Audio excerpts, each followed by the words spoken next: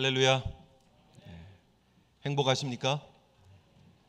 구원받은 하나님의 소명받은 백성으로 산다는 그 기쁨이 얼마나 큰지 우리의 삶을 통해서 드러나는, 그리고 하나님 앞에 부름받아 소명받은 두 번째 그 부르심, 하나님의 함께 동력에 초청하시는 그 부르심에 우리가 또한 감사하며 행복한 믿음의 길을 걷는 저와 여러분들이 되어야 될 줄 믿습니다. 구원의 은혜에 감사하고 사명 주신 사명의 은혜에 감사하는 것, 하나님이 그렇게 우리를 구원으로 불러주시고 하나님의 동력의 자리로 불러주셨다는 그 엄청난 자부심, 자긍심을 가지고 믿음의 길을 걷는 저와 여러분들 되시기를 주님의 이름으로 축복합니다. 하나님께서 요나를 부르셔서 하나님의 나라의 동력을 위해서 불러주셨고, 하나님이 말씀을 주시고 그 요나가 생각하기에 원수의 땅인 아수르를 향해서, 니느웨를 향해서 복음을 전하라고 말씀하신 그 하나님의 마음을 기억하셔야 합니다. 우리가 생각하고 있는 우리의 그 바운더리가 있잖아요. 우리의 테두리가 있잖아요. 여기까지는 내가 사랑하는 사람, 그래서 이 사람들은 예수 믿었으면 좋겠고, 그분들이 예수 안 믿으면 너무 속상하고 답답하고, 우리 친척들, 우리 친구들, 우리 동창들, 가까운 사람들, 내가 잘 지내는 사람들의 그 영혼은 안타까워해요. 그런데 하나님의 마음은 우리가 가까이 지내는 그런 사람들뿐 아니라 그 지경을 넘어선 지경까지 하나님이 택한 모든 영혼을 향해서 하나님의 그 사랑을 전하라고, 하나님의 그 사명을 완수하라고 하나님께서 부르고 계심을 기억하시는 저와 여러분들이 되어야 될 줄 믿습니다. 내 생각의 울타리를 넘어서야 되죠. 내 감정의 울타리를 넘어서야 되죠. 일본 사람에 대한 감정의 울타리를 넘어서야 되죠. 그렇죠? 네. 이스라엘 백성들에게 있어서 아수르라고 하는 그 장벽을 하나님은 넘어서기를 원하셨다는 거예요. 아수르 사람들이 얼마나 지독했는지 모릅니다. 기록에 보면 그들이 얼마나 지독했는지, 아수르 사람들은 정말 아이들에게 아수르 군인들 온다 이렇게 하면 막 무서워서 벌벌 떨 정도로 사람의 그 가죽을 산채로 막 벗기기도 하고요. 그리고 막 그 갈비뼈를 막 이렇게 뽑아서 뜯어내기도 하고, 뭐 그 끓는 콜타를 막 붓기도 하고 막 그랬다는 기록들이 있어요. 얼마나 참 비인간적인 그런 모습을 가진 사람들이었지만, 그러나 하나님은 그들의 악독이 가득한 상황에서도 그들 가운데 택하신 영혼들을 향해서 하나님의 선교사를 보내시기를 원하셨다는 거예요. 그 하나님의 마음을 우리가 볼 필요가 있습니다. 우리가 보기에 저 사람은 안 돼, 이래서 안 돼가 아니라 하나님이 계획하신 하나님의 구원의 계획과 섭리가 있음을 우리가 기억하면서 우리의 감정에, 우리의 생각의 울타리를 넘어설 줄 아는, 하나님의 마음을 품고 땅끝을 향해서 갈 수 있는 저와 여러분들 되시기를, 복의 통로들 되시기를 주님의 이름으로 축복합니다. 그런데 안타깝게 요나는 하나님의 마음을 이미 다 알고 있었어요. 말씀드린 것처럼 하나님께서 선을 베푸시려고 하고 있고 그들의 마음을 돌이키려고 회개의 기회를 주고 있다는 사실을 알고 의도적으로 육로가 아닌, 육로로 니느웨를 가야 되는데 바닷길을 택했습니다. 그리고 다시스로 내려갔습니다. 의도적인 거부였습니다. 그런데 하나님께서 그 반대의 길을, 정반대의 길을 의도적으로 피해서, 여호와의 낯을 피해서 가는, 오늘 성경은 여러분 지난주 본문이기는 하지만 성경 안에 보면 참 재미있는 표현이, 결국 하나님의 명령을 거부해서 다시스로 내려가는 그 요나를 향해서 계속해서 반복해서 나오는 표현은 여호와의 낯을 피하여라고 나오고 있습니다. 그가 여호와의 낯을 피해서 다시스로 내려가는 거예요. 여호와의 낯을 피해서, 그리고 그가 제비가 뽑히고 난 이후에 그가 고백하는 게 뭐예요? 내가 여호와의 낯을 피해서 이렇게 가려다가 풍랑이 일어난 것입니다. 나를 집어 던져서 들어서 바다에 던지십시오라고 고백하는 거예요. 지금 하나님에게 불순종했던 이 요나는 여호와의 낯을 피해서 가는 거예요. 처음 인류의 조상들이 하나님의 명령을 따르지 않고 불순종했을 때에 창세기 3장 8절에 그들이 날이 서늘할 때에 동산에 거니시는 여호와 하나님의 음성을 듣고 아담과 그 아내가 여호와 하나님의 낯을 피하여 동산나무 사이에 숨은지라의 그 표현처럼 여호와의 낯을 피합니다. 하나님께 불순종하고 하나님을 대적했던 인류의 모습은 하나님의 낯을 피하는 모습으로 나타나요. 결국 여호와의 낯을 피하는 그 인류에게, 그 인생들에게, 그 요나에게 하나님이 하시는 방법은요, 그 하나님의 낯을 피하는 사람들을 찾아가시는 거예요. 하나님이 추격하셔서 그들을 만나시고 그들을 변화시켜 놓으셔서 하나님의 영광을 위한 도구로 사용하신다는 거예요. 그래서 여러분, 성경에 나타나는 하나님은 놀라운 추격자이고 성경에 나타나는 하나님은 놀라운 변화를 일으키시는 사람이라는, 변화를 일으키시는 하나님이라는 사실을 우리가 기억할 필요가 있습니다. 여러 번 우리도 하나님의 낯을 피하고 하나님의 명령을 어기는 삶을 살지만, 그러나 하나님은 우리를 쫓아오셔서 추격하셔서 우리의 삶을 바꾸어 놓으신다는 사실을 기억하시는 저와 여러분 되시기를 소원합니다. 하나님의 낯을 피할 곳이 있나요, 없나요? 없다라는 거예요. 불가능하다라는 거예요. 어디에나 하나님은 계시기 때문에 우리가 피해 있는 그곳에 하나님은 맹추격하셔서 그곳에서 우리를 만나 주신다는 거예요. 하나님은 그 요나를 풍랑 가운데서 만나 주십니다. 그 바다 속에서 만나 주십니다. 그 물고기 뱃속에서 만나 주십니다. 그리고 하나님의 사람으로 완전히 또 바꾸셔서 새로운 기회를 주시는 하나님의 모습을 보게 됩니다. 오늘 요나서 2장의 내용은 요나가 하나님 앞에 기도하는 그런 내용입니다. 하나님의 말 안 듣다가 혼나고 고난 가운데서 하나님께 기도했던 내용이라고 우리가 간단하게 볼 수 있지만, 그러나 조금 더 나아가서 보면 하나님께서 철저하게 하나님의 손으로 요나를 새롭게 또 빚으시고 다듬어 가시고 만들어 가시는 하나님의 열심을 볼 수 있는 장이기도 합니다. 여러분, 이것이 우리 모두를 향한 하나님의 마음임을, 그리고 모두를 향한 하나님의 섭리임을 기억하시는 저와 여러분들 되시기를 주님 이름으로 축복합니다. 요나를 부르셔서 보내시기를 원하시는데 말을 안 들으니까 다시 요나를 찾아가셔서 그를 바꿔 놓으시는 그 하나님의 열심, 그것이 우리의 삶에도 동일하게 적용되어지고 있습니다. 우리 모두를 하나님께서는 이 땅에서 선교적인 삶을 살아가는 하나님의 사명자로 부르셨습니다. 저와 여러분들이 그래요. 우리가 많은 경우 보내는 선교사 혹은 가는 선교사 이렇게 둘을 나눕니다. 뭐 틀린 표현은 아닙니다. 왜냐하면 우리가 물을 건너서 해외라고 하는 문화가 낯선 지역으로 가지 않기 때문에 우리를 선교사라고 지칭하는 것은 조금 무리가 있어요. 그러나 선교사적인 삶을 산다는 측면에서 보면 우리가 보내는 선교사, 가는 선교사로 나누면 안 돼요. 왜냐하면 우리 모두가 다 가는 선교사이기 때문에, 우리 모두가 다 보냄받은 선교사이기 때문에 우리는 뒷전에서 팔짱 끼고 있는 선교사가 되어서는 안 된다라는 거예요. 우리의 삶의 현장이, 우리의 회사가, 우리의 학교가, 우리의 직장이, 우리의 가정이 우리의 선교지인 줄 알고 우리 모두가 다 파송받은 하나님의 선교사임을 기억하시고 하나님의 손에 다듬어지시고 빚어지시는 저와 여러분 되시기를 주님 이름으로 축복합니다. 오늘 그래서 파송받는 단기 선교사님들을 위해서 하나님의 손으로 다듬어지는 선교사라고 하는 제목을 붙인 것이 아니라 우리 모두를 향해서 주시는 하나님의 말씀으로 이 말씀을 받는 시간이 되었으면 좋겠습니다. 첫 번째 우리가 기억해야 될 것은, 그럼 하나님은 어떻게 사명자로 다시 바꾸셔서 사명지로 보내시느냐 하는 거예요. 첫째는 고난의 환경을 통해서 하나님을 바라보게 하십니다. 하나님만 바라보게 하십니다. 여러분, 우리가 지금 1장의 모습을 쭉 보면서 요나 쌤통이다 그렇게 생각할 수도 있고요, 아니면 역시 하나님은 말 안 들으면 혼내시는 하나님이라고 생각할 수도 있습니다. 고난 혹은 어려운 환경을 여러분은 어떻게 해석하십니까?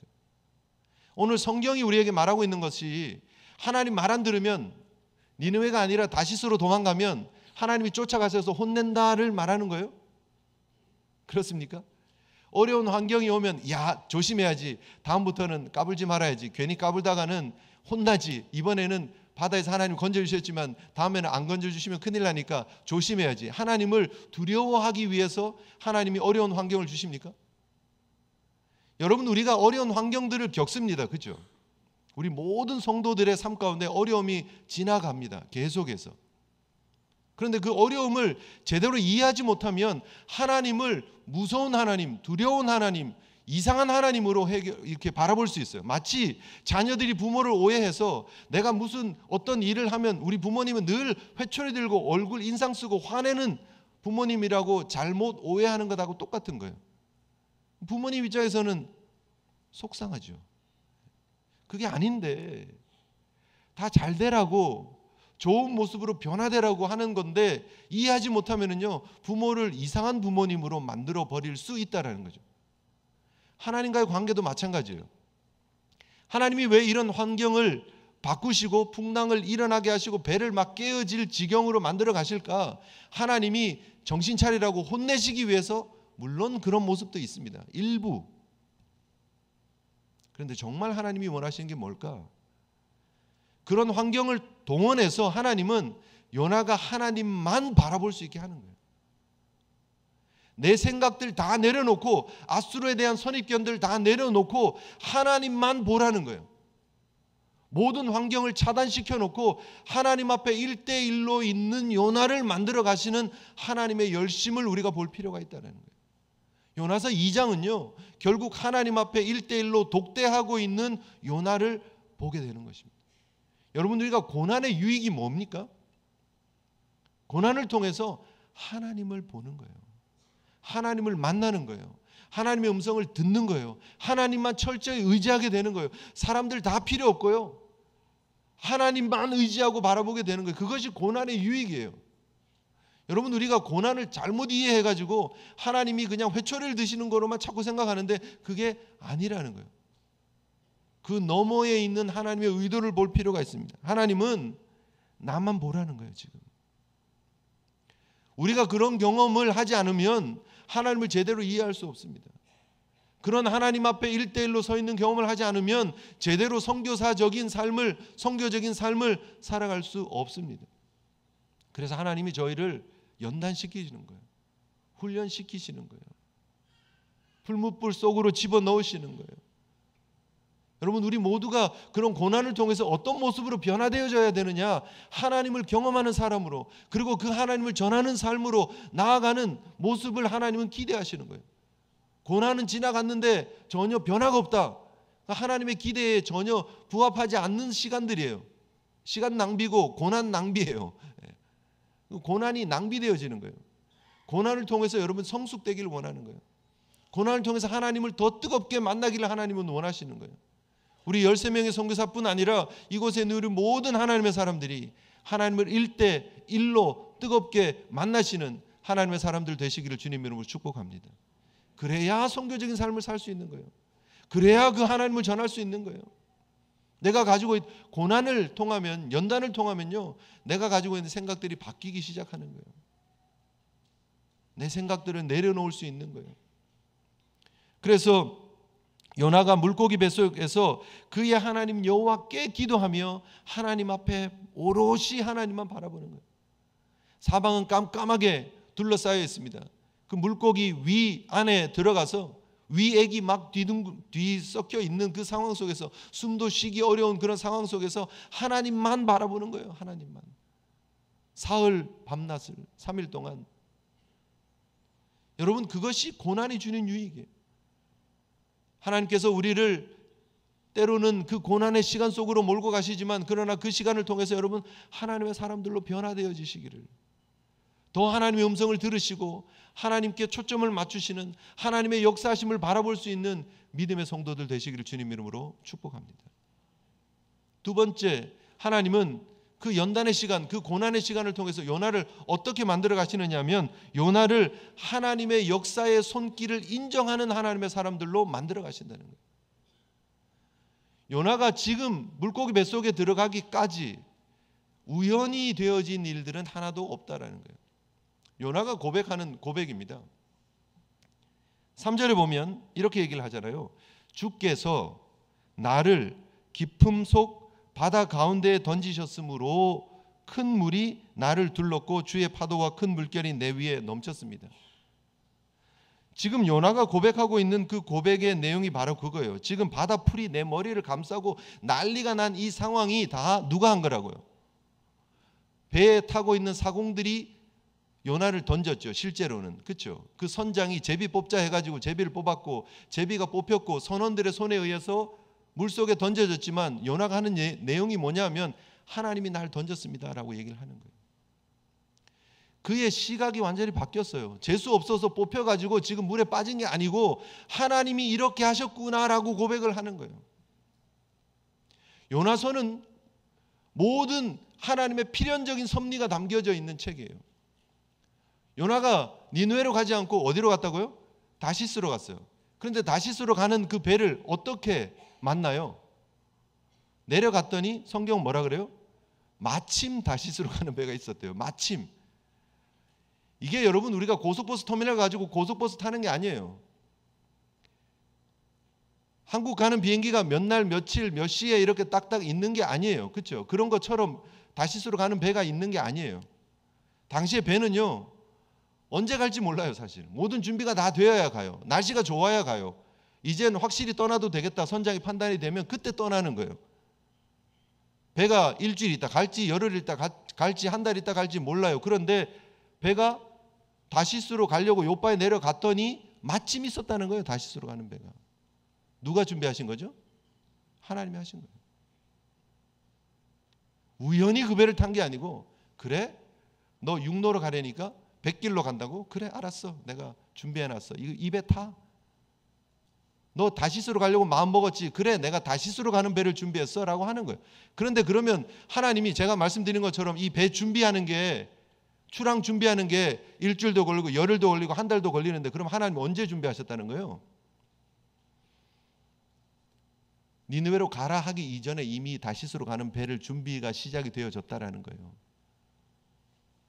그게 일주일 전인지 열흘 전인지 한 달 전인지 우리는 알 수 없지만, 하나님은 이미 요나가 하나님께 말씀을 받았지만 거부하고 다시스로 갈 걸 하나님이 알고 계셨어요? 몰랐어요?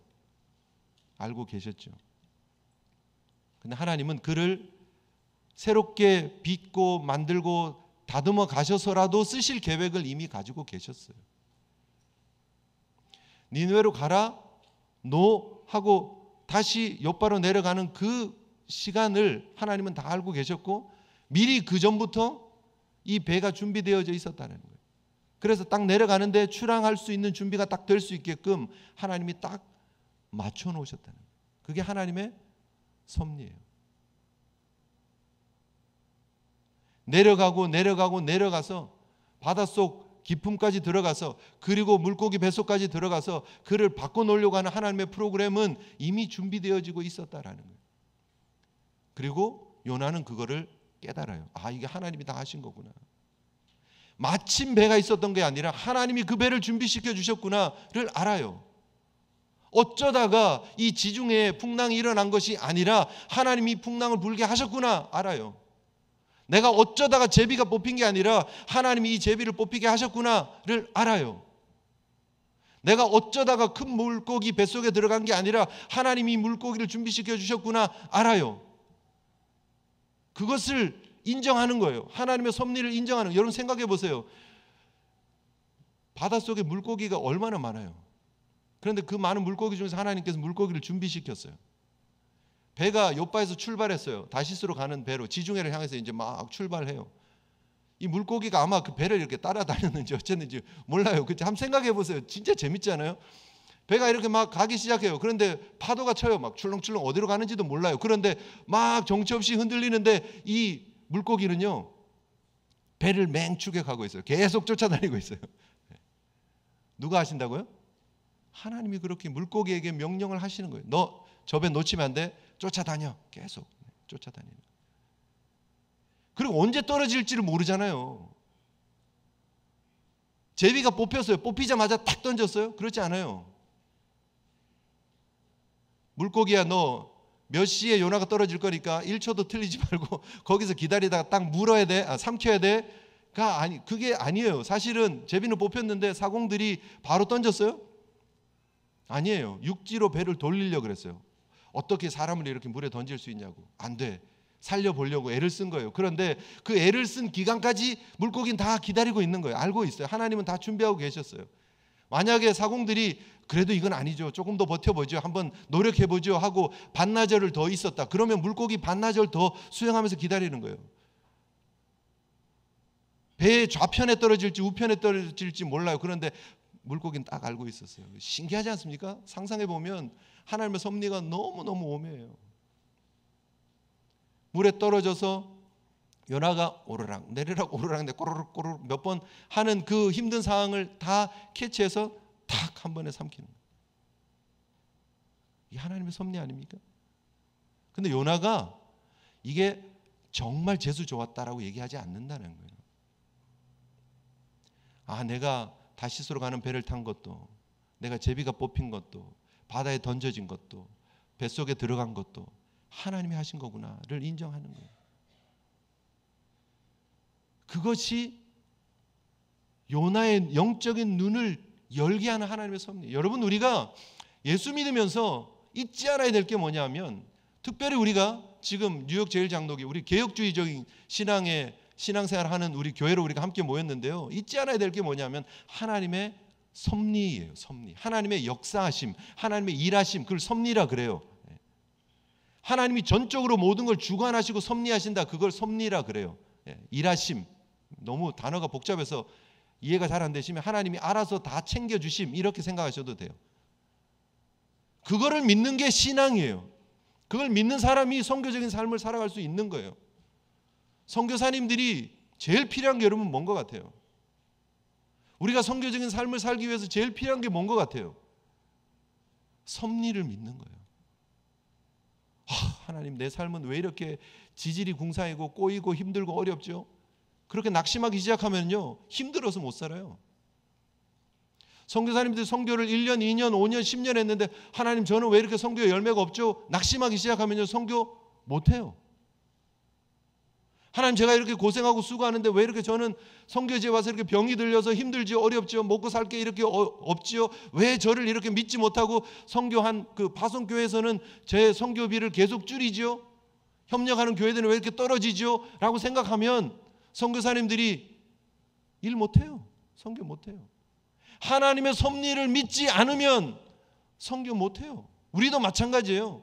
하나님, 왜 저를 이민자로 이 미국에 보내가지고 저를 이렇게 살아가게 하십니까? 잘 돼도 마찬가지고 못 돼도 마찬가지고, 삶의 시간 하나님의 역사하심, 섭리하심을 인정해야 우리가 하나님의 뜻을 기억하고 하나님의 영광을 위한 삶으로 나아갈 수 있어요. 아니면 다 낙심하거나 아니면 어떻게 해요? 교만해지는 거예요.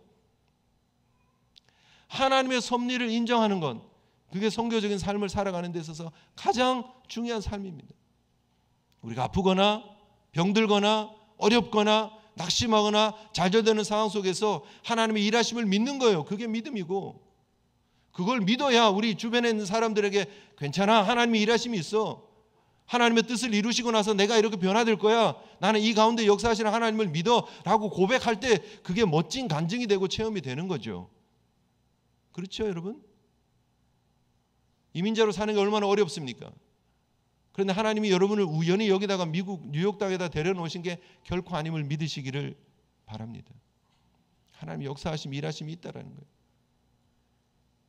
제가 제일교회 와서 이렇게 목회를 하는 것도 하나님의 뜻이고, 여러분들과 이렇게 함께 만난 것도 하나님의 뜻이고 섭리하심이고, 여러분들의 지금 삶의 모든 형편, 여러분의 삶의 자리가 하나님의 섭리인 줄 믿는다면 그 자리에서 어떻게 해요? 행복하고 최선을 다할 수 있는 거예요. 힘들면 견뎌내고 인내하고 최선을 다하면 되는 거예요. 행복하다 말하기 어려운 상황이 되면 이 악물고 버텨내는 거예요. 왜요? 하나님이 세우신 자리니까. 우리 남편, 아내가 속상하게 하면, 자식이 속상하게 하면 어떻게 해요? 견뎌내는 거예요. 왜? 하나님이 주신 거니까. 네. 하나님의 섭리를 믿는 게 그게 믿음이에요, 여러분. 요나를 하나님 그렇게 변화시켜 가는 거예요. 모세를 가시떨기 불꽃 가운데 하나님이 만나 주셨습니다. 요나를 하나님이 그 물고기 뱃속에서 만나 주셨습니다. 그 만남의 축복이 있어야 되는 것이고요, 만남의 은혜와 체험이 있어야 되는 것이고요, 그리고 그 하나님의 역사하심을 믿어야 되는 것입니다. 그것이 첫 번째, 두 번째 뜨거운 선교사의 자격이에요. 내 삶에 하나님 그렇게 역사하고 계시는지 여러분 바라보시고, 아닌 경우가 없을 거예요. 분명히 장담하는 거는요, 우리 모든 성도들의 삶 하나하나 속에 하나님은 이미 역사하고 계신다는 거예요.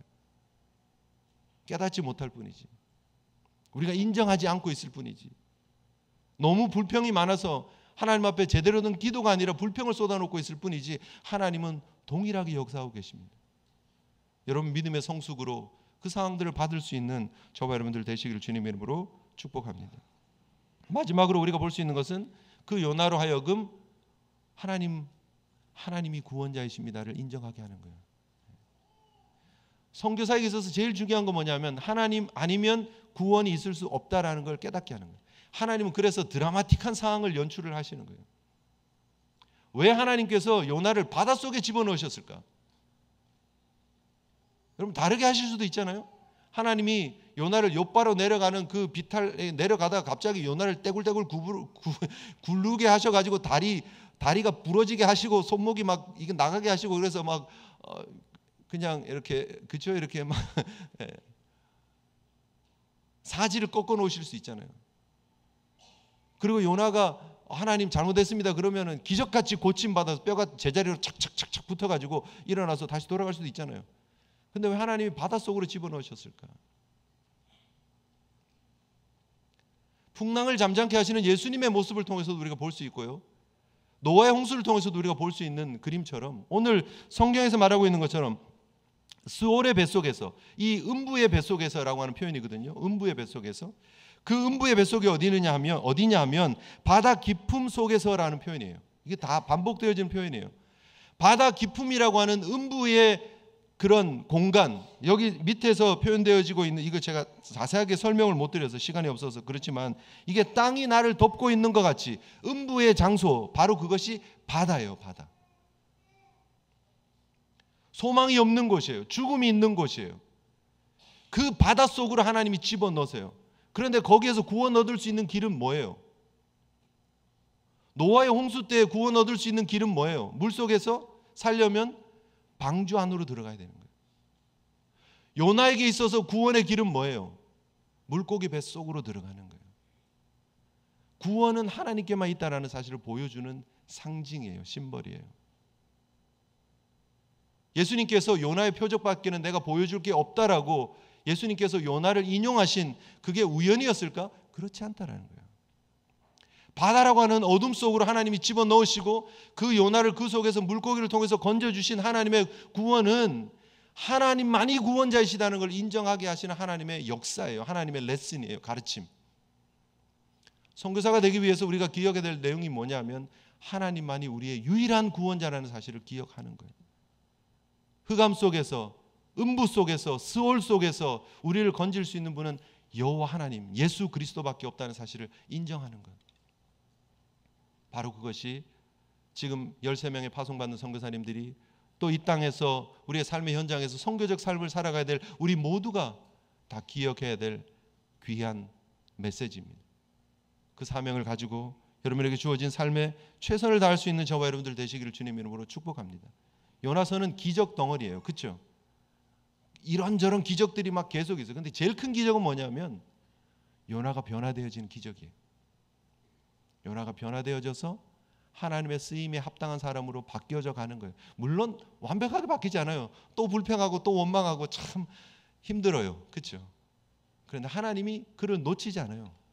하나님이 그를 계속해서 붙잡고 계시고 그에게 계속 하나님이 손보고 계세요. 우리도 마찬가지예요. 쉽게 다 변하는 건 아니에요. 오늘 말씀 받았다고 해서 우리가 다시 완벽히 바뀌어서 100점짜리 인생이 되는 건 아니에요. 솔직히. 그런데 하나님이 계속 우리를 손보고 계세요. 그 하나님의 손길을 믿는 저와 여러분들 되시기를 주님 이름으로 축복합니다. 그리고 사명 있는 삶을 사셔야 돼요.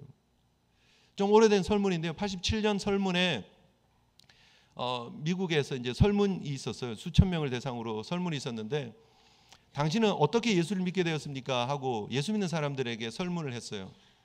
그런데 많은 사람들이 대답을 했는데 20%는 뭐 이런저런 특별한 경험들을 통해서 예수 믿게 되었습니다라고 얘기를 해요. 뭐 전도 집회에 가게 되었고 아니면 어떤 기적을 맛봤고 뭐 이래서 예수를 믿었다. 80%는 어떻게 예수를 믿었습니까? 제가 잘 아는 누구누구가 있었는데 그분이 예수를 믿고 이런 간증들을 해줬는데 그것 듣고 제가 교회 나갔습니다가 80%예요. 80%. 하나님 어떻게 일하신다고요? 멋진 우리 돌아가신 빌리 그레암 목사님처럼 막 100만 명씩 모아놓고 전도 집회를 해서 그 안에서 요한복음 3장 16절의 말씀으로 멋진 메시지를 전하고 예수 믿는 사람들 일어나라 그래가지고 그렇게 해서 그들이 예수 믿은 엄청나게 많은 참 회심하는 흔적들, 그것도 하나님 일하시는 방법인데요, 전체적인 그림을 놓고 보면요, 그거는 극히 일부라는 거예요. 하나님의 역사를 통해서 하나님이 일하시는 방법은요, 저와 여러분 같이 무명의 선교사님들을 통해서 가까운 분들을 변화시키고 회심시키게 하시는 그 선교적 삶을 통해서 하나님이 일하신다는 거예요. 이름 드러나지 않은 한 가정주부를 통해서, 이름 드러나지 않은 학생들을 통해서, 회사원을 통해서, 사업을 하는 사람들을 통해서, 종업원들을 통해서, 흩어진 하나님의 사람들을 통해서 하나님의 일들을 하신다는 거예요. 믿으십니까 여러분? 오늘도 그 하나님의 역사에 쓰임받는, 하나님의 손에 다듬어지시는 우리 귀한 선교사님들 되시기를, 우리 귀한 성도들 되시기를 주님 이름으로 축복합니다. 우리 함께 하나님 앞에 기도했으면 좋겠습니다.